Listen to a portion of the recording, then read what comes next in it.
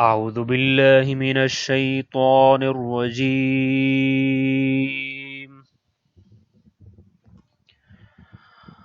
بسم الله الرحمن الرحيم.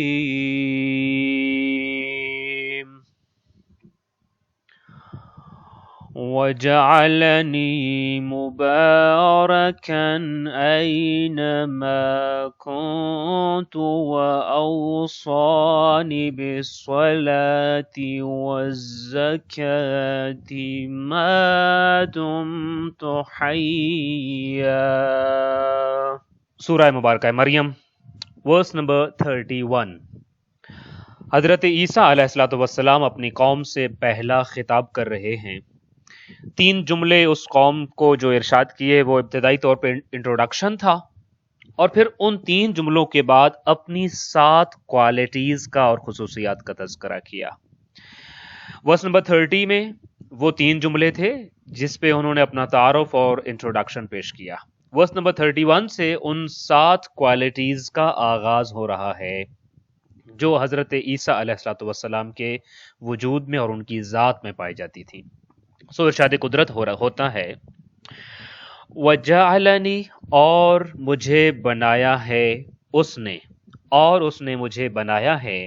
مبارکن، بابرکت، برکت والا.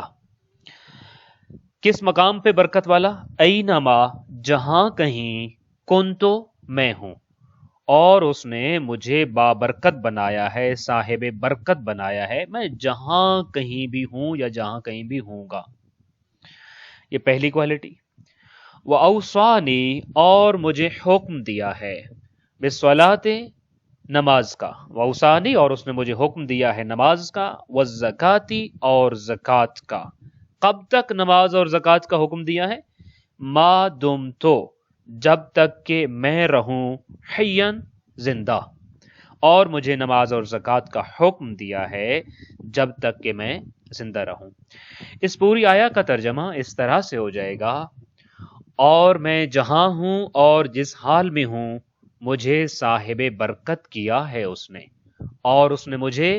نماز پڑھنے اور زکوٰۃ دینے کا حکم دیا ہے جب تک کہ میں زندہ ہوں. سب سے پہلے یہاں اس آیا میں جو چیز زیادہ قابل توجہ ہے وہ ہے وَجَعَلَنِي مُبَارَكًا، اور اس نے مجھے بابرکت بنایا. And he has made me blessed. English میں اس کے لیے جو لفظ ہوتا ہے مبارکن کے لیے، یا مجھے بابرکت بنایا یا مجھے صاحب برکت کیا کے لیے جو لفظ ہے وہ بلیسنگ یا بلیسڈ ہی آتا ہے. یعنی اگر اس کو ہم اس آیا کے حصے کو اگر ہم انگلش میں ٹرانسلیٹ کرنا چاہیں تو یہ بن جائے گا and he has made me blessed where ever I may go. میں جہاں رہوں، جس حال میں رہوں، اس نے مجھے صاحب برکت بنایا. البتہ یہ جو بلیسڈ کا ورڈ ہے یہ مبارکن کا کمپلیٹ ترجمہ نہیں ہے، اور اس کا کمپلیٹ مکمل مفہوم اور معنی جو ہے اس کو بیان نہیں کرتا، چونکہ مبارکن کا یہ جو لفظ ہے یہ برکت سے نکلا ہے. اور برکت کا ہم لفظ اردو زبان میں تو خیر بہت زیادہ سنتے رہتے ہیں. البتہ برکت کا معنی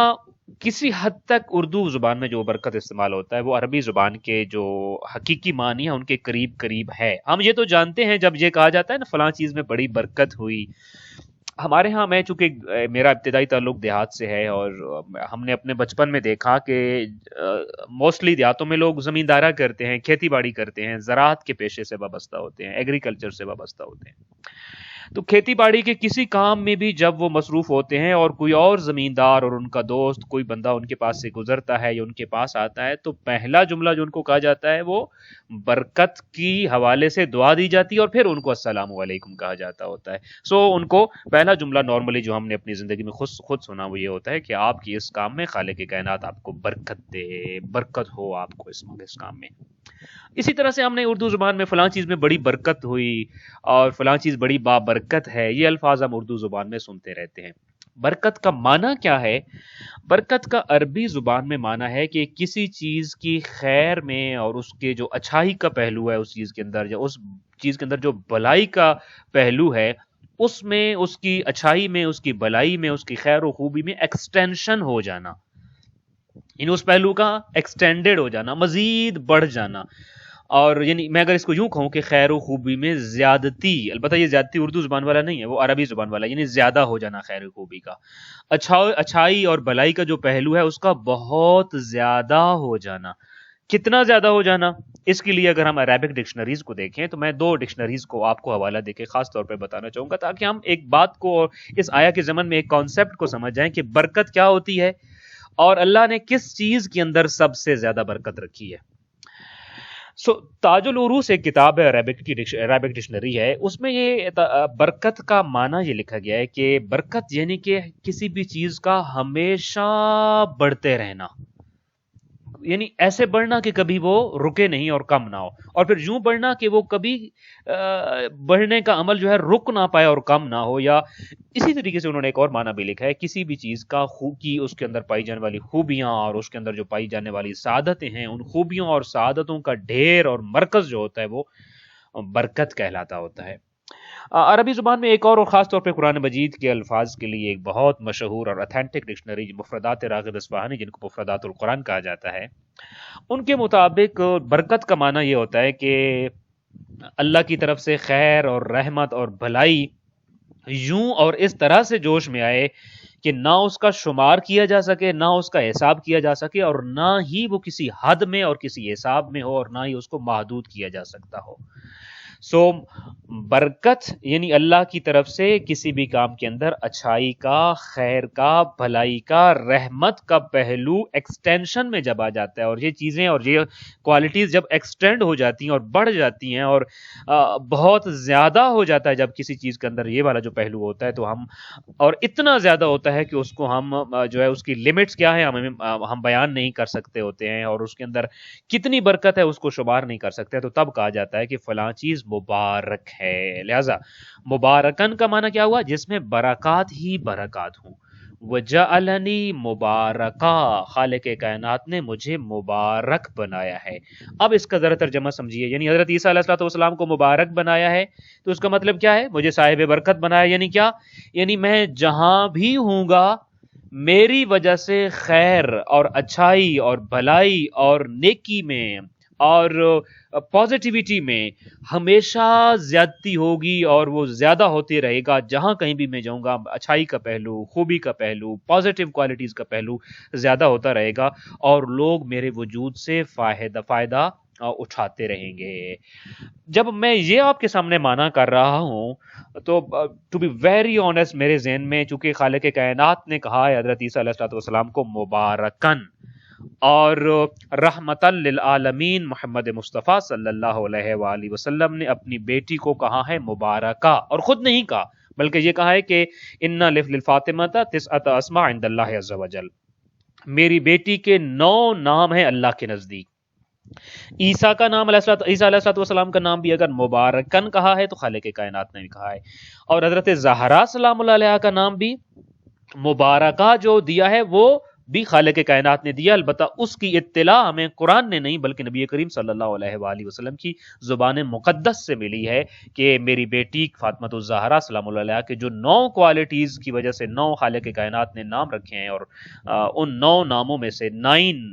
نیمز جو ہیں ان میں سے ایک نام مبارکہ ہے۔ اچھا، حضرت زہرا سلام اللہ علیہ کو مبارکہ کیوں کہتے ہیں؟ اسی وجہ سے جس وجہ سے حضرت عیسیٰ علیہ السلام کو کہا جا رہا ہے، یعنی وہ ذات کی جس کے اندر خیر کا پہلو، اچھائی کا پہلو، رحمت کا پہلو، بھلائی کا پہلو، پازیٹیوٹی کا پہلو اس قدر زیادہ ہو کہ اس کو شمار بھی نہ کیا جا سکتا ہو، محدود بھی نہ کیا جا سکتا ہو، اور وہ جہاں کہیں بھی ہو اس کی وجہ سے اس جگہ پہ خیر آ جائے، اچھائی آ جائے، بھلائی آ جائے، اور جس کے وجود سے لوگ قیامت تک فائدہ اٹھاتے رہیں، وہی مبارکن بھی ہوتا ہے اور مبارکہ بھی ہوتی ہیں۔ تو سب سے زیادہ برکت جو میں نے بھی آپ سے کہا، آپ اندازہ کیجئے دنیا میں کس چیز میں سب سے زیادہ برکت پائی جاتی ہے؟ ہم عموماً کہتے ہیں نا فلاں چیز کے اندر بڑی برکت پائی جاتی ہے، اور سب سے زیادہ بابرکت چیز جو اس دنیا میں ہے وہ کردار ہے، انسان کا کردار ہوتا ہے۔ تو کردار میں جس قدر نیکی اور اچھائی پائی جاتی ہے اس قدر زیادہ وہ کردار بابرکت کردار ہوگا۔ تو حضرت عیسیٰ علیہ السلام نے کہا میرا کردار بابرکت ہے، میں جہاں کہیں چاہوں گا خالق کائنات وہاں نیکیوں اور خوبیوں اور بلائیوں اور اچھائیوں کو ایک وسعت دے دیتا ہے اور بڑھا دیتا ہے اس معاشرے کے اندر۔ سو پہلی چیز جو اس آیا کے پہلے حصے میں اس کو ہم نے ابھی جانا. دوسری چیز ہے اوصانی بالصلاۃ والزکاۃ ما دمت حیا. اس چیز کے خاص طور پہ دو پہلو بنتے ہیں جو یہ والی دوسری کوالٹی اور تیسری کوالٹی حضرت عیسیٰ علیہ السلام بتا رہے ہیں. پہلی کوالٹی یہ تھی کہ میں مبارک ہوں.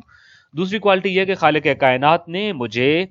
نماز و زکوٰۃ کے ادا کرنے کا حکم دیا ہے. کب تک؟ ما دمت حیا. ایک بات تو یہ ہمیں ذہن میں رکھنی ہے اس آیا سے کہ ما دمت حیا، خالق کائنات کی شریعت میرے اور آپ کے لیے تب تک ہے جب تک ہمارے وجود میں ایک بھی سانس باقی ہے، تب تک شریعت معطل نہیں ہو سکتی. میں اور آپ تو کیا، ایک نبی کے لیے بھی ما دمت حیا کے الفاظ ہیں. جب تک تمہارا وجود اس سانس سے معطر ہے اور اس میں سانسیں چل رہی ہیں اور تم زندگی یہاں گزار رہے، اس وقت تک تم کسی بھی چیز سے ماورا نہیں ہو سکتے اور تمہیں خالق کائنات کی دی گئی اس چیز کے اوپر آپ کو ہمیشہ عمل کرنا ہوگا. دوسرا جو پہلو اس کا خاص طور پہ ہے کہ واوصانی بالصلاۃ والزکاۃ، یہ دیکھیے یہ شریعت محمدی کی باتیں نہیں ہو رہی بلکہ شریعت عیسوی کی بات ہے، جو کہ شریعت موسوی کی بات ہے. شریعت موسوی کے بعد جب شریعت عیسوی آئی اور یہ بھی اس کا ایک ایکسٹینڈڈ ورژن ہے، اس لیے ہم دیکھتے ہیں کہ توراہ اور انجیل جو ہوتی ہیں وہ موسٹلی اکٹھا ایک ہی کتاب کے اندر موجود ہوتی ہیں. تو اس سے ہمیں یہ سمجھ ملتی ہے کہ چاہے وہ شریعت موسوی ہو، شریعت عیسوی ہو، دین ابراہیمی ہو یا شریعت محمدی صلی اللہ علیہ وآلہ وسلم ہو، تمام ادیان میں، تمام شریعتوں میں ان کی جو بنیاد ہے وہ نماز اور زکوٰۃ ہے. لہٰذا آپ نے اپنی جو تیسری کوالٹی بتائی وہ یہ بتائی کہ خالق کائنات نے مجھے زندگی بھر نماز اور زکوٰۃ کی ہدایت فرمائی ہے، حکم دیا ہے. اچھا، یہاں نماز سے مراد صرف نماز کو نہ لے لیجئے جو ہم جائے نماز پہ کھڑے ہو کے مسجد میں جا کر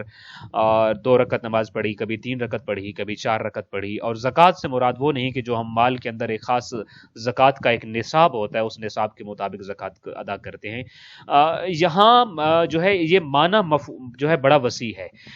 تمام شریعتوں میں اور تمام آسمانی شریعتوں میں ہم دیکھتے ہیں سب سے پہلے ان 2 چیزوں کا ذکر آتا ہے. ہم دیکھتے ہیں کہ کسی بھی شریعت میں نماز کی شکل کچھ اور ہو سکتی ہے اور زکوٰۃ کا نصاب کچھ اور ہو سکتا ہے. یعنی یہ کیا مطلب ہے؟ ان دونوں چیزوں کی ظاہری شکل مختلف ادیان میں مختلف رہی ہے. نماز کہیں کسی انداز سے، کسی جگہ قبلہ جو ہے وہ بیت المقدس تھا تو کسی جگہ پہ آ کے خانہ کعبہ ہوا ہے. کسی جگہ نماز کی رکعتیں بہت زیادہ ہوتی تھیں تو کسی شریعت میں آ کے کم ہو گئی ہیں. کسی میں شریعت میں زکوٰۃ کا نصاب کچھ اور ہوتا تھا تو میرے اور آپ کے ہاں اس کا زکوٰۃ کا نصاب کچھ اور ہو گیا. یعنی ان کی ظاہری شکل مختلف ادیان اور مختلف شریعتوں میں بدلتی رہی ہے، لیکن بندگی رب اور ہمدردی خلق کی روح ان دونوں میں کی ہر شکل میں محفوظ رہی ہے. اوصانی بالصلاۃ کا مطلب ہے بندگی رب، یعنی اللہ نے مجھے اپنی بندگی کا حکم دیا ہے. والزکوٰۃ کا مطلب ہوتا ہے ہمدردی مخلوق خدا یا ہمدردی خلق خدا، کہ مجھے خالق کائنات نے اپنی مخلوقات کے ساتھ ہمدردی کا سبق دیا ہے. کسی اور بوسٹر میں نے شاید آپ کے سامنے جو ہے وہ یہ عرض کیا تھا نماز عید کے حوالے سے، اور کہ آپ دیکھیے خالق کائنات نے، میں یہ جسٹ ایک ایگزامپل دے رہا ہوں آپ کو تاکہ ہمیں یہ اندازہ ہو جائے کہ جب تک یہ دونوں چیزیں مل نہیں جاتی ہم اپنے مقصد کو نہیں پہنچتے ہیں. کسی بھی دین میں اگر کسی ایک چیز کو لے لیا جائے، بندگی رب کو لے لیا جائے، مگر جو ہمدردی ہے مخلوق خدا کے ساتھ اور ان کے ساتھ جو آپ کا ہمدردانہ رویہ ہوتا ہے، ان کی کیئر ہوتی ہے، ان کی حفاظت ہوتی ہے، ان کا خیال رکھنا ہوتا ہے، اگر آپ اس کو چھوڑ دیتے ہیں تو گویا کہ آپ نے دین کی عمارت کو گرا دیا اور دین کا حلیہ بگاڑ دیا ہے. اسی طریقے سے اگر کسی معاشرے میں اور کسی دین میں لوگوں کے اوپر اور لوگوں کی ہمدردی کا تو سبق دیا جا رہا ہے، لیکن خالق کائنات کے لیے جو بندگی کا حکم تھا اس کو چھوڑ دیا گیا ہے. میں عموماً ہر دفعہ جب اس طرح کا موضوع آتا ہے آپ لوگوں کو ریکمینڈ کرتا ہوتا ہوں شہید مطہری کے 2 لیکچرز ہیں جو کتابی شکل میں موجود ہیں، جس کا اردو میں ترجمہ جو ہے وہ عبادت و نماز کے عنوان سے ہوا ہے اور وہ کتاب موجود ہے. ان 2 لیکچرز کا موضوع یہی ہے کہ آیا نماز زیادہ اہم ہے یعنی بندگی رب زیادہ اہم ہے، یا زکوٰۃ زیادہ اہم ہے یعنی کہ ہمدردی مخلوق خدا زیادہ اہم ہے. یہاں آ کر چونکہ ہماری سائنس پھنس جاتی ہے، ہم رک جاتے ہیں کہ زیادہ اہم کیا ہے، اللہ کی بندگی، لہٰذا میں اپنی پرائرٹی اللہ کی بندگی کو دوں اور زیادہ وقت نماز، عبادت اور تلاوت قرآن اور ان چیزوں میں گزاروں، یا کہ زیادہ پرائرٹی جو ہے وہ مخلوق خدا کی جو ہمدردی ہے اور ان کی خدمت خلق ہے اس کو ملتی ہے، لہٰذا میں صدقہ و خیرات کیا کروں، لوگوں کی ہمدردی کیا کروں، ان کی ضروریات کا خیال رکھا کروں۔